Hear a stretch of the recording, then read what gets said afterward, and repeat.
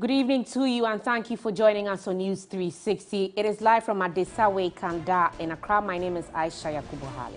And my name is Pa Kwesi Asare. Coming up in the next 60 minutes. News 360 Headlines is brought to you by Flamingo Paint and Napa Foods, Heaven Black Insecticide Spray and Coil. Deputy Information Minister says government's contribution to any eventual military mission in Niger will be based on what Ghana can afford. Collapse of the only bridge connecting Amansie Central and South at Ntwaso in the Ashanti region affecting socio-economic activities.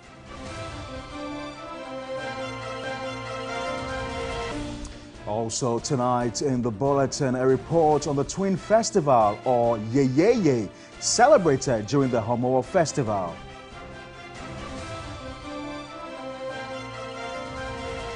And in international news, India closes in on the moon landing as Russia also races to the lunar South Pole.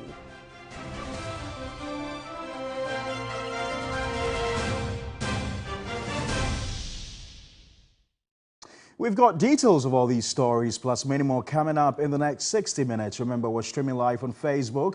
We're also live on your DSTV channel 279. You can join us with your views, comments, and suggestions on any of our top stories this hour. Feel free to visit our social media pages on Facebook and on Twitter.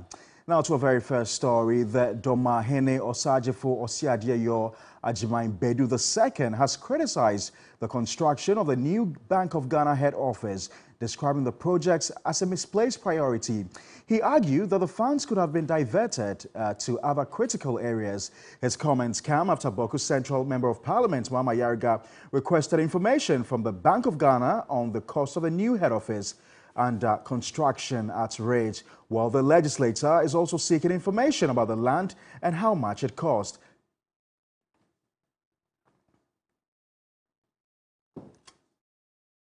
Let's engage further on the subject. Co-chair of the Citizens Movement Against Corruption, Adam Senanu, joins us live. Adam, thank you, sir, for your time. Good to have you on News 360. I'm sure you've heard the various arguments for and against the construction of the new Bank of Ghana head office, and the latest being the demand by the minority for more transparency on this project. What do you make of all that's been happening? Well, I think it's legitimate concern. It's important to remind ourselves that the obligations of the citizen, responsible citizenship, is defined in Article 41. And 41F mandates responsible citizens to prevent the waste of public resources. And so it's a legitimate concern, and I think that it is useful to scrutinize the documentation such that one can draw a conclusion whether there is value for money or there is the likelihood that there's been some padding and the country can save much more money out of this whole deal. So I think that the calls for transparency and accountability must be heeded too. I'm just wondering to what effect, because this is a project, I'm sure, as you can see scrolling on the screens, which is at a very advanced stage. Are we saying, for instance, that the minority in Parliament had absolutely no idea about the status of this project? I don't think that's the case. I mean, obviously, if it's a Bank of Ghana initiated project, the costing, the documentation, and everything will be within the Bank of Ghana, unless at some point, and obviously as an independent institutional state, it may not be one of those things that has come with its details before Parliament of Ghana. So it is well within the parliamentary rights for them to say, look, we are interested in finding out how much this is costing. I don't think it should be surprising to anyone that they may not have all the detail relating to the project. Well, beyond transparency, what else can they do? Because, like I said, it's not like they're going to ask for the building construction to be halted, especially when you see how far work has gone on the project. I don't know why you should think that they cannot ask for that. If there's every reason to believe that this has been padded, or the amount of money involved is way more than what anybody within the space understanding what these constructions will involve would expect. There's every reason to say, look, stop until we look at the whole costing, and if we need to retender and get a group that will finish this at cost. I don't see why that should be impossible. Adam Serrano, I've got to say a big thank you to you. Adam Serrano is co-chair of the Citizens Movement Against Corruption. Amid the unfolding crisis in Niger, the world's gaze has turned to the Economic Community of West African States, or ECOWAS, which finds itself at a crossroad, grappling with the aftermath of failed negotiations and ineffective sanctions. As tensions escalate, the standby military force is poised for action.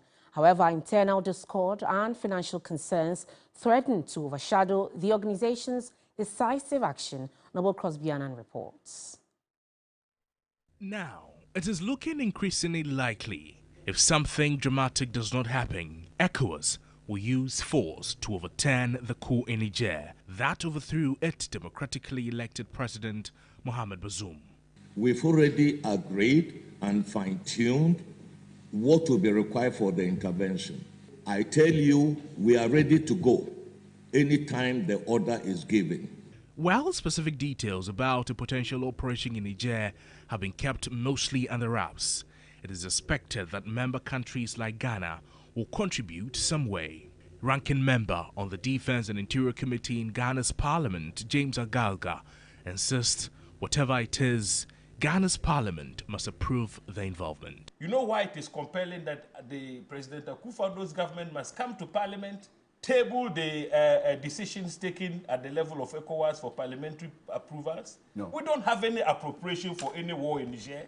And so if Ghana has to commit troops, how do we fund the troops? From which sources? But who will pay the bills, and how much will this fervent attempt to restore democracy in Niger cost? How much will Ghana contribute financially to any budget too? Ghana's Deputy Information Minister is Fatimatu Abubakar. In the case of Ghana, our contribution will be based on the capacity of the government of Ghana upon serious deliberations to see what we can afford. Ghana can only contribute what Ghana has. If it is 1 cedi, that is what Ghana will give. ECOWAS has claimed it has a peace fund that could potentially cover the cost, but military expert Festus Abuaji deems it unwise to tap into it. ECOWAS established a peace fund, and the peace fund is to be capitalized from taxes or levies on imports and exports within member states. So given our current circumstances, these economic exigencies, does it make sense to send that money to go and fight a war? Whatever the cost, political scientist Ransford Jampel is adamant the sub-regional body needs to tread extremely carefully about a military intervention. The antidote to coups is not about quickly sending military troops without even thinking about the consequences. The antidote to coups, if you have nothing to fear, is to govern well. And with the cost lines blurry and the unwillingness to get into the cost conversation, there are many who will agree. Meanwhile, the Ghana Refugee Board is planning to activate its refugees preparedness plan as ECOWAS readies to deploy troops to Niger should dialogue fail to persuade the junta hand over power. Now, Ghana is currently battling with refugees from Burkina Faso and the possibility of another influx of refugees from Niger should there be a full-blown war. And this has got experts worried. We're staying on this subject a while longer. Tete Paddy, he is the Executive Secretary of the Ghana Refugees Board, and he joins us on the line. Good evening, Mr. Paddy, and thank you for joining us on News 360. Good evening, Aisha. Let me first of all get your thoughts on the likelihood of an influx of refugees from Niger should there be a full-blown war. Well, the Ghana Refugee Board, working with UNHCR, have a standing contingency plan for all situations or for any situation that might arise around our borders or in neighboring countries.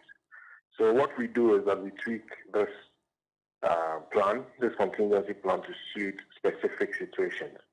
And so whatever happens, whatever the chances of a refugee influx, we make sure that we activate our contingency plan to suit the particular situation.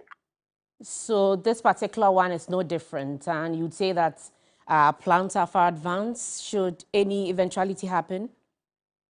Well, it will be pretty similar to what happened in 2011 when we had over 20,000 Ivorian refugees coming into the country.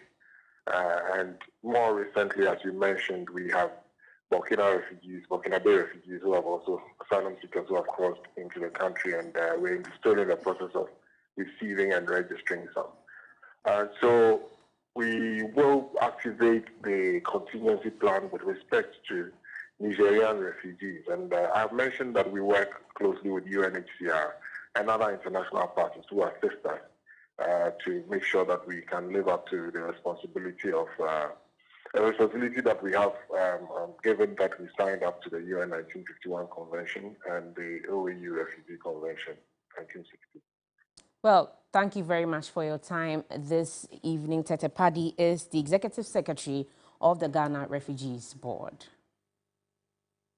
Right, Aisha. Meanwhile, the issue of Ghana's role in the impending military intervention by ECOWAS and Niger is one that sets the pace for conversations of various dimensions. While some maintain there are legal requirements to be satisfied by the government, some are of the opinion that conversations have also been stretched across the boundaries of the implications in relation to the UN Charter. Well, in this report by Manasseh Apurem, we explore the points that have been raised so far.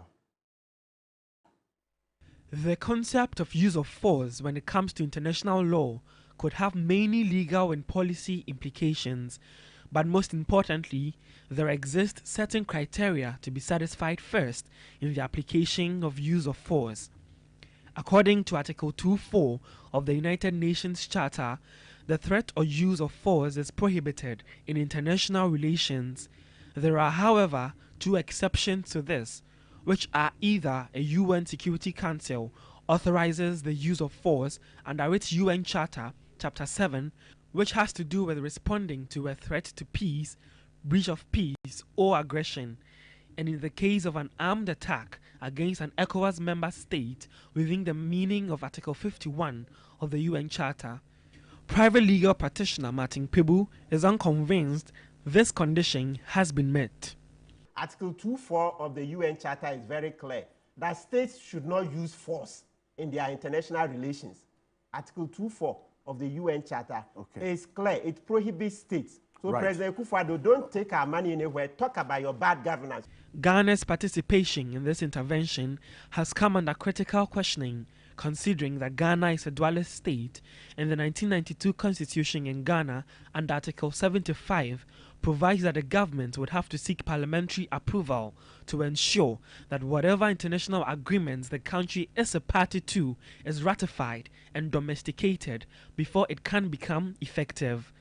There are a number of ECOWAS protocols which the group could rely on as a justification for the use of force, an example being the 1999 revised protocol of ECOWAS. But security expert Festus Abuaje states that these protocols have not been ratified.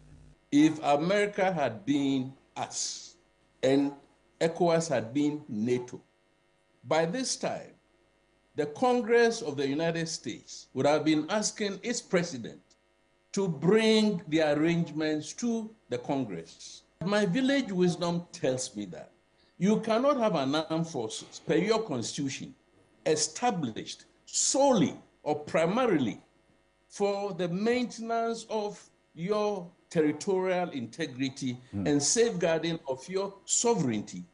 And then you want to take those armed forces outside of your country, and you think that it is right and it is appropriate to take those troops without coming to parliament. The Ghana government insists, however, that it will not take any steps that will compromise the sovereignty of the nation, according to Deputy Minister for Information Fatima Abubakar. We know that all the countries and the ECOWAS do not have similar capacities or similar prevailing economic conditions. So, of course, in the case of Ghana, our contribution will be based on the capacity of the government of Ghana upon serious deliberations to see what we can afford. Of course, the President, Akufo-Addo, would have to prioritize his responsibility towards the country to protect its security and legal prerequisites. He will do this balancing his responsibilities towards the ECOWAS, and it shall be interesting to note what decisions Ghana takes. Manasseh Aprum, TV3 News, Accra.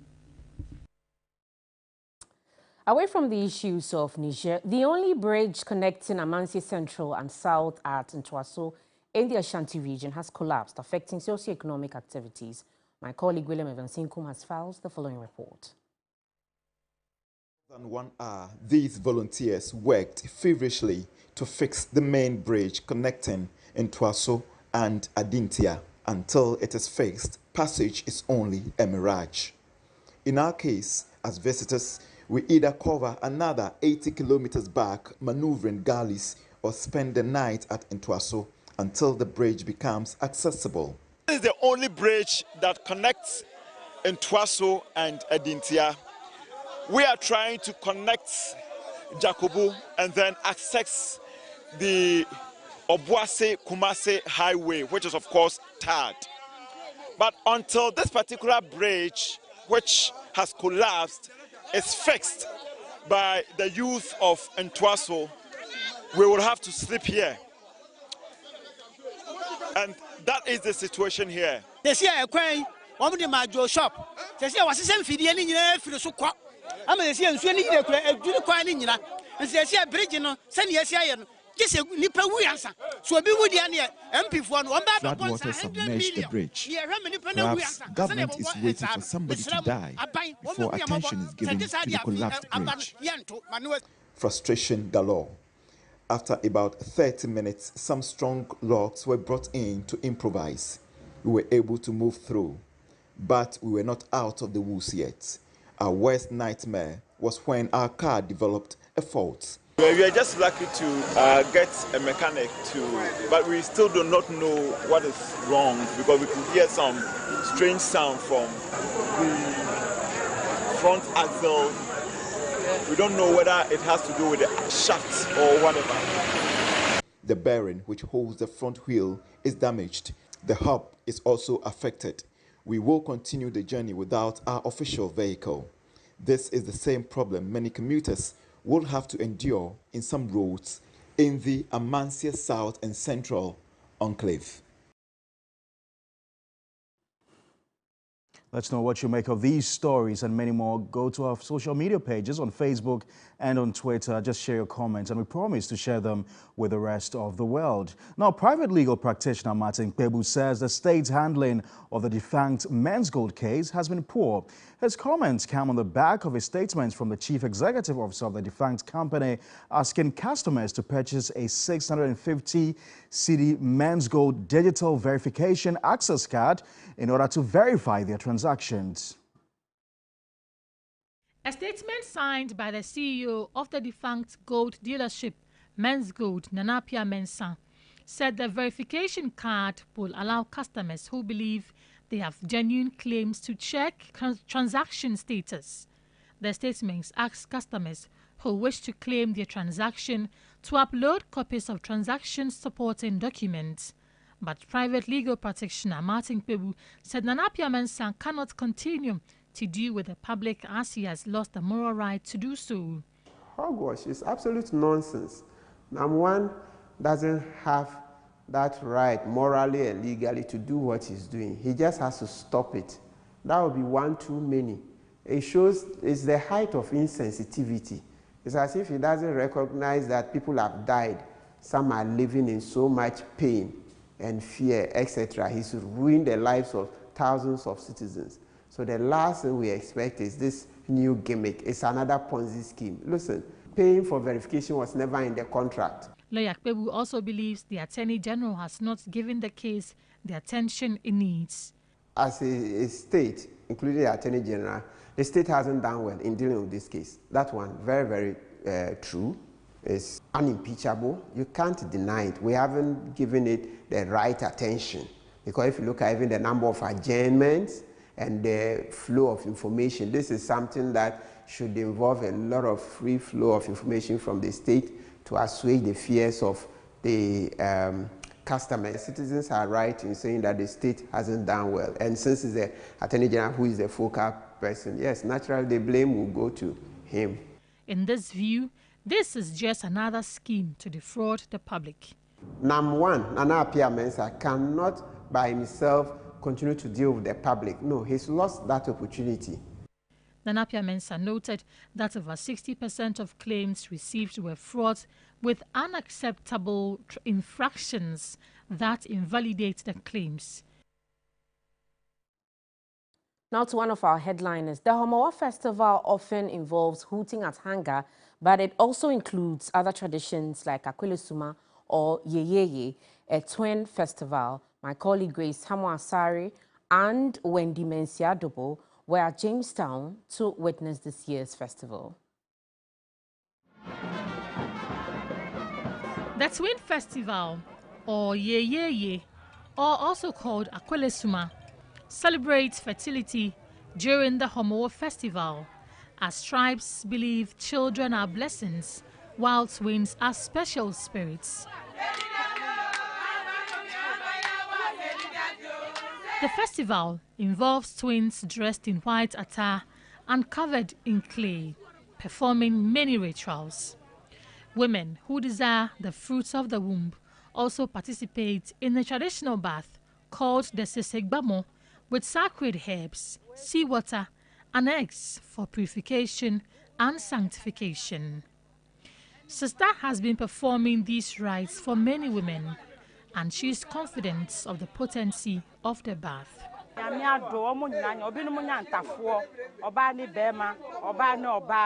Some are blessed with twins, triplets, or quadruplets.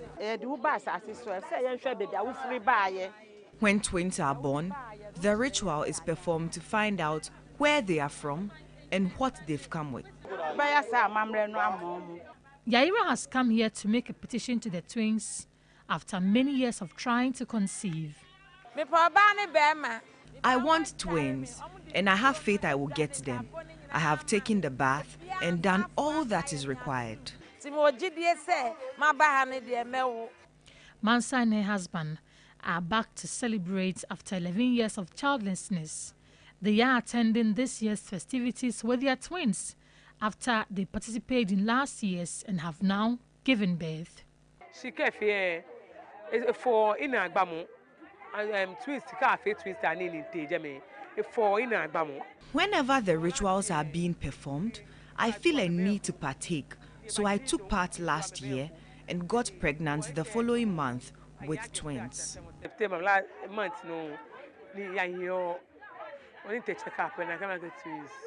The highlights of the Twin Festival is the Kpashimo, or the town procession. The twins, amidst singing and dancing, make a journey to the outskirts of town to dump the sisi, which was used earlier in the day for purification. Modern day fashion has become a key part of celebrations, with twins beautifully dressed in many themes to mark the occasion. This continues until the last twin in the vicinity makes the journey to the outskirts of town. The day ends with merrymaking and feasting. It's been raining here at Jamestown, but that is a list of the worries of the people who are celebrating the Twin Festival, also known as Akwele Suma or Yeyeye. Mercy, have you seen this before? I haven't.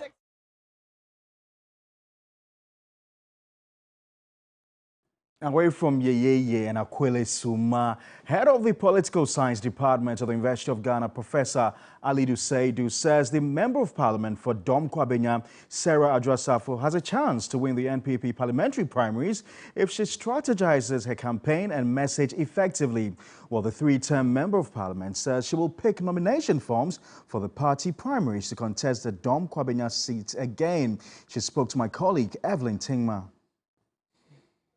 The good reception that I still have with my people, it tells me that I still have some goodwill in the constituency. So I will build on that, and definitely when the time comes, I shall not desert my people. I shall represent them again by God's grace. The former deputy majority leader said she had explained reasons for her long absence to some constituents and plans to continue doing so. The feeling I'm having now, I think I still have a lot to do for my people, and I have to take the pain to explain to them the reasons for my absence, and especially the mothers are also mothers, and so they understand what I have been through. Head of the Political Science Department of the University of Ghana, Professor Alidu Seidu, believes a right message and campaign strategy can secure her victory in the party's primary. It's not a bad idea to test her popularity again, but whether she deserted them for a year or not depends on who you speak to, because I think she made it categorically clear that she had sought permission from, I think, the president and even party people and even perhaps the Speaker of Parliament, and stayed away. There were issues that were holding her back. The first thing she needs to do is to build rapport with the grassroots, the market women, the ordinary farmers, the ordinary traders, the ordinary people. If people still have issues with why she stayed away for 1 year, she explains to them the circumstances in which she found herself.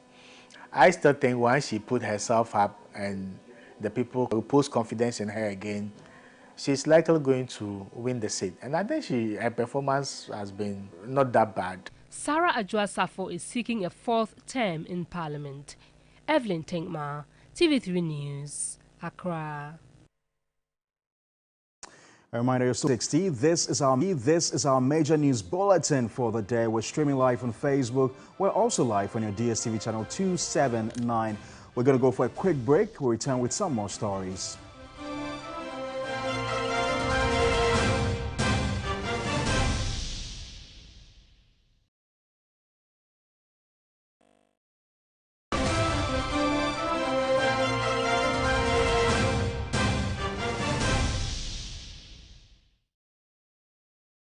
Thank you for staying with us on News 360. To some more stories tonight, hundreds of residents of Shabu in the Ablekuma West municipality of the Greater Accra region have been displaced following the destruction of their homes by tidal waves.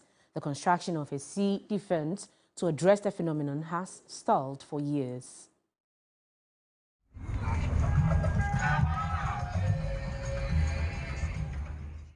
Shabu is a coastal settlement in the Greater Accra region, sharing boundary with Glefe, Akweteman and Begbeise. Fishing is the occupation of most residents. The sea has been wreaking havoc on the community. Hundreds of homes have been destroyed by tidal waves in a span of 7 years, with the sea now covering more land area. The foundations of buildings continue to erode as defenses erected by the residents to protect their buildings cannot save the situation. The sea keeps breaking our houses, so we need the state's intervention. This old lady lost her 14-unit apartment to the sea, and she now sleeps in a church. There are 2 church buildings here. One is not being used, so a neighbor asked me to temporarily occupy it. 2 months ago, I lost my only shop to the sea, which is my only source of income. A recently asphalted road in the community has also been affected. The construction of a sea defense project by the state has been halted for more than 5 years.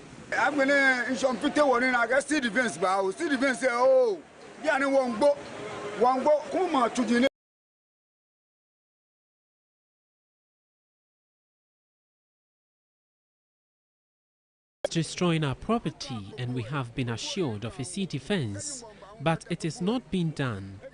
Now we... A lot.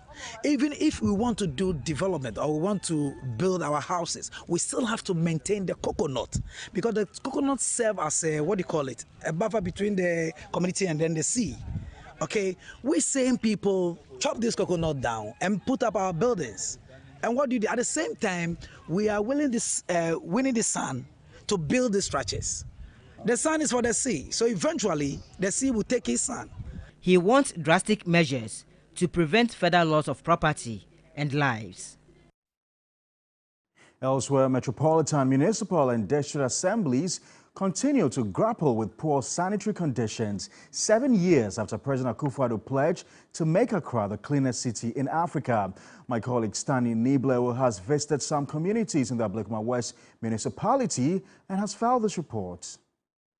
That is the commitment I'm making on your behalf and on all our behalves, that by the end of the 4 years of Akufo-Addo's presidency, Accra will be the cleanest city in the entire African continent.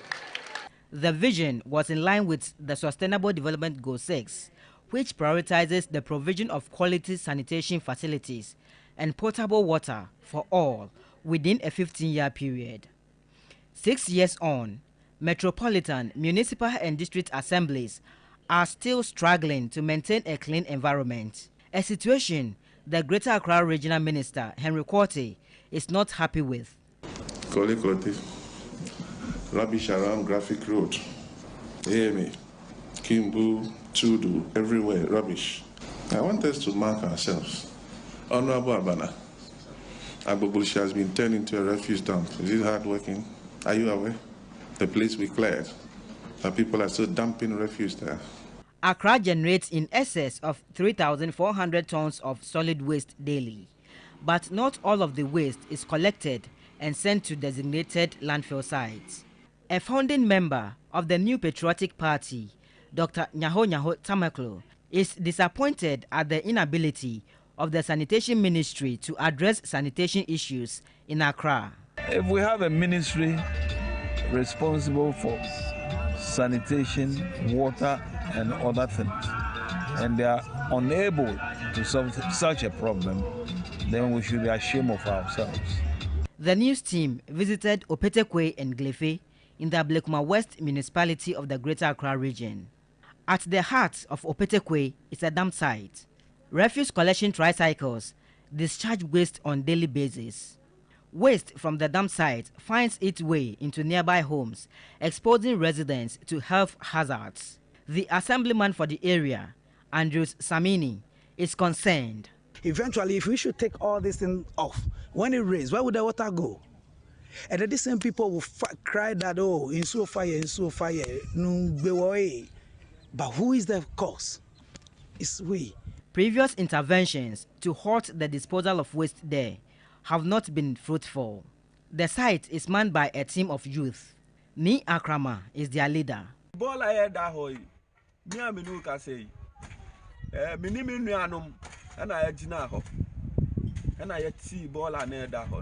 I and my brothers established this dump site because we have no work to do. We are the custodians of this land affairs here. The chiefs of the area are also worried. Change, which has caused the depletion of our natural resources and also fall upon us as the torchbearers of tomorrow to pave the way for an enduring future. With their green skills and determination, the youth stand ready to shape a more sustainable and resilient world for generations to come. I think it's a very great thing, and particularly it's something that is going to help youth that want to get some form of employment but do not have the capital to do that on a larger scale. The youth in general are doing a whole lot of things. Everyone is trying, pushing, and very ambitious in their efforts to help combat climate change. The only thing is about the polarization of our efforts in doing that. And that's where the NYA is coming in to help us come together. The theme for the conference was Green Skills for Youth Towards a Sustainable World.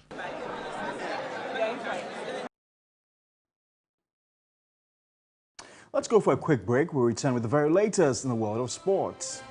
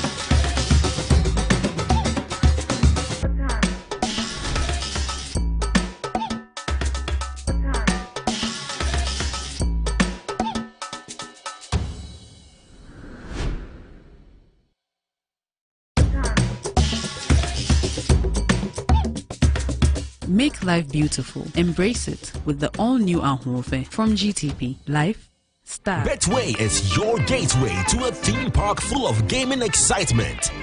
Where your favorite games come to life. Where you can take to the skies with max payouts that reach into the millions. All in the palm of your hand. Visit betway.com.gh. Terms and conditions apply. Betway is regulated by the Gaming Commission of Ghana. No under 18. Bet responsibly. Betway. Bet your way. It's the Premier League, all on DSTV. All the goals, clashes, and moments.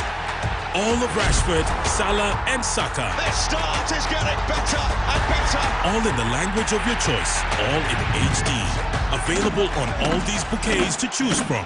To watch on all these devices.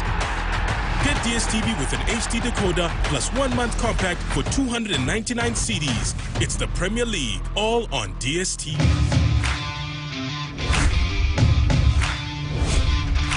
All sporting disciplines matter on Warm Up Plus. Warm Up Plus, the most exciting hour on TV.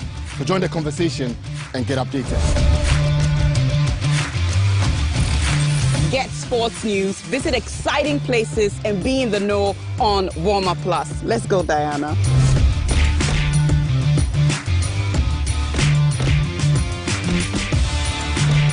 We're just getting started. We're just getting warmed up. Catch me, Yao Ufusulabi. And me, Aniela Alote. Warm Up Plus, new season coming soon on TV3. Brought to you by Bell Pack Tissues.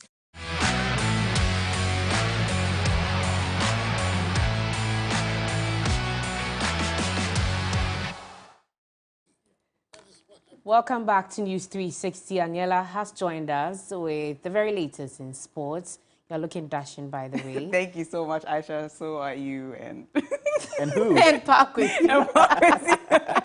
We start off with the Women's World Cup, which is close to drawing a close on the competition. England and Spain are contesting in the final taking place tomorrow in Sydney, Australia. Earlier today in Brisbane, however, Sweden managed a goal in each half to defeat co-host Australia and secure third-place honours. No ball in, might be open yet for the Matildas. Tiani shot block. Bishop! Brilliant save from Mackenzie Arnold. 18 penalties we've had so far. It's 6-all, and it's Vicky Bishop, and hits the post. Courtney Vine can write the Matildas into history.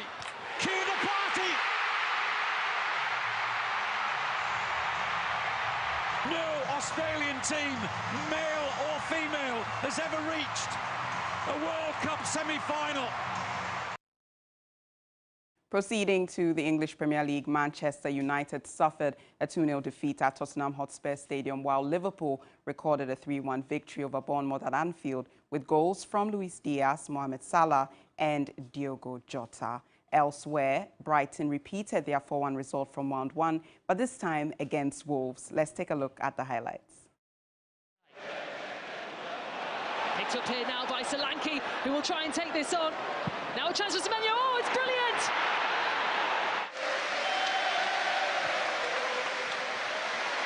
Here comes Jota. Looking to cross it to Luis Diaz.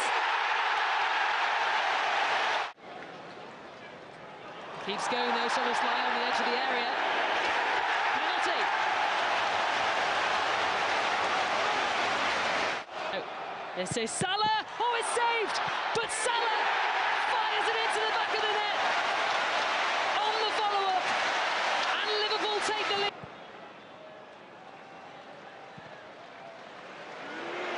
Szoboszlai takes a shot and it's in.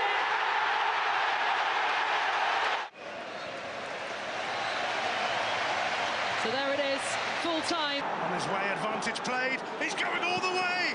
Oh, that is breathtaking. Aruma Toma. The second half, it's a big save from Sarr. It's back though for Estupiñán. And Enciso now. Solly March and Danny Welbeck joining him. Oh, it's a brilliant goal from Solly March. A classic counter-attack. Solly March is in the box again, and he's got there again. There's been contact. Oh, it's going to go in this time. As we saw Brighton at their best, and their best is brilliant. Scintillating start from Roberto De Zerbi's team. On the domestic front, the grand finale of the 2023 edition of Ghana's Strongest is scheduled for tomorrow at the Kwame Nkrumah Circle. After a series of challenges, finalists Bright Appiah, Ebenezer Amos, Godfred Akobila, and Jeffrey Akufo are prepared for the final showdown. Season 12 of TV3's only sports reality show climaxes this weekend, with the finals set to take place. 4 strong athletes will go head-to-head at the Obra Sports Circle on August 20 for the much-coveted title of being called Ghana's Strongest. 7-time finalist Godfred Akobila, who's yet to win the crown, believes this will be his year. They know what I'll be doing on Sunday, so I'm their biggest nightmare. They do not sleep because of me. Yeah. They go to bed with me in their head, they wake up with me in their head. Yes, I am so prepared. So, First runner-up from last season, Bright Appiah, popularly known as SWAT, has promised the rest of the security service he will make them proud. Last year, as you can see, I was second, and I don't want to go back. Pants and to the police service, to the military, the migrations, and the prisons. This is your man. This is my year. This year is my final year, and I'm coming all out. As you can see, it's just only one shot will kill the 3 of them. Ebenezer Amos, also referred to as chilling, isn't even entertaining the idea of giving the other 3 a chance. They should expect nothing but the best from me, because this coming Sunday I'm gonna do much better than ever. Yeah, so they should expect the best from me. Debutant Jeffrey Akufo admits he may not be as experienced as the other finalist, but is adamant he stands an outside chance of winning the ultimate. Face your fears and discipline, courage, anything that you do, you got to put in your all.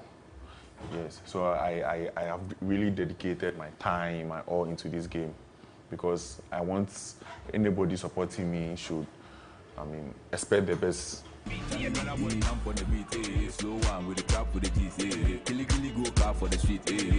Who among these 4 strong men will be crowned champion of season 12 of Ghana's Strongest? Ghana's Strongest, the power to do. That will be all for sports here on News 360. I am Aniela Alute. Up next is entertainment news. Entertainment news segment is brought to you by Awake Purified Drinking Water, GTP, still timeless, Vodafone, further together, and powered by 3 Entertainment.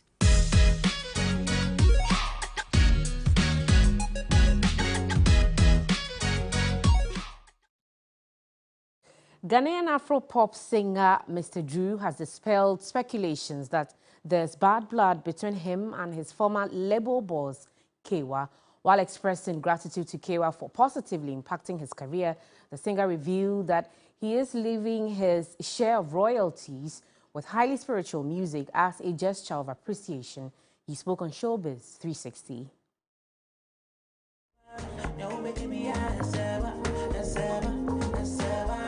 You and Kewa still there? Like, oh, yeah. I mean, friends? We're cool. Ah. Yeah. You are sure? Oh, yeah. Who friend offer?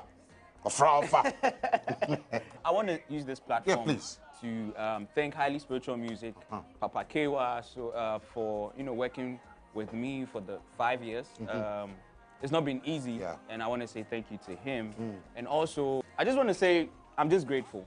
And no bad blood? No bad blood. And I'm even leaving my royalties. Oh, yeah. Hold on. You are leaving your royalties? Oh, with, yeah. I feel like Wait. that should be part of me being, grateful and saying, thank you to Highly Spiritual Music. So, I leave everything. I leave my share of my royalties to the label. Yeah.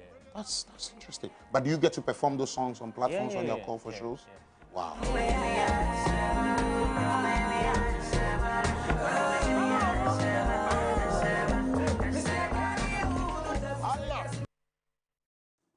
Elsewhere, all is set for the 2023 edition of the VGMA Male Vocalist of the Year, Perez Music's annual gospel concert, dubbed Glorified. The concert, which is expected to headline renowned gospel ministers like Cindy Thompson and Pastor Joe Beecham, will take place at the Victory Bible Church at Awoshi in Accra on Sunday, August 27. Well, Perez Music has been opening up about the much anticipated concert.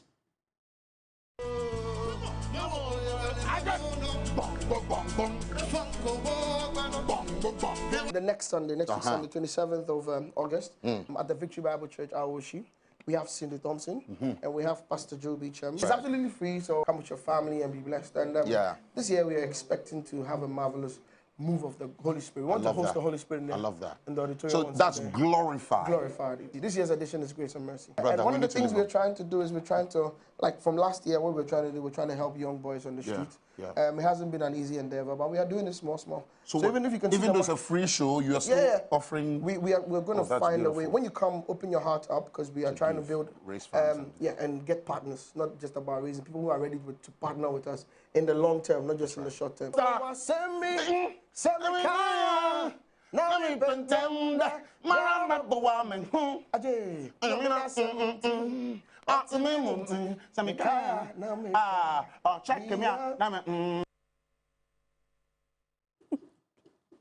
Never a dull moment with Giovanni Caleb. Ghanaian filmmaker Samuel White has launched the Samuel White Foundation as an advocacy mouthpiece to champion the importance of road safety in Ghana. The project is aimed at helping to reduce deaths and injuries from road traffic crashes by strengthening policies and actions that are proven to save lives. You could be the breadwinner. A lot of lives might be depending on you. So please, being it pedestrian, being it driver, please, let's always ensure safety on our roads. Major cause of accident right now is phone. We are always on our phones. So please, I entreat everybody. When you are crossing the road, no phones. When you are driving, no phones. To the young filmmaker and passionate road safety advocate, Samuel White, it was progress made in getting his message to the larger community of stakeholders and major players in the transport industry. Speaking at the event, the second in command of the Central Motor Traffic and Transport Department, MTTD, for the Greater Accra region, Superintendent Joseph Appiah, stated that road accidents in Ghana has decreased as compared to the previous year due to increased knowledge and education about accident prevention. He lauded Samuel White for embarking on such an initiative and encouraged road users to adhere to proper road regulations in order to stay alive. Stakeholders at the launch admonished road users to continue practicing good road user regulations, as that was the only way to keep reducing road accidents in Ghana. I've been a witness to a very tragic accident where I rushed the person to the hospital, but she lost her life. And personally, I've equally been involved in a very tragic accident. What is really causing it? What are the problems? That is where the drive came from. And then let me just say this quickly. This is what I usually do. When I'm driving, I have vehicle triangles in the rear of my car. When if I see any car positioned wrongly on the road, I take one, I go and put it behind it, just to make sure another car doesn't come to crash. I'm doing it for the love, because I'm happy when I avoid accidents, and accidents are not happy. This is why I formed the Samuel White Foundation, so that I can get all the necessary and needed support to be able to go very well and help the stakeholders achieve this great mission. Coming up next is the very latest in international news. India's space agency has released images of the moon taken from its Chandrayaan-3 spacecraft as it approaches the lunar south pole. The moon's south pole is a previously unexplored region thought to contain water ice, where Russia is trying to land first. The Indian lander is scheduled to attempt a touchdown on August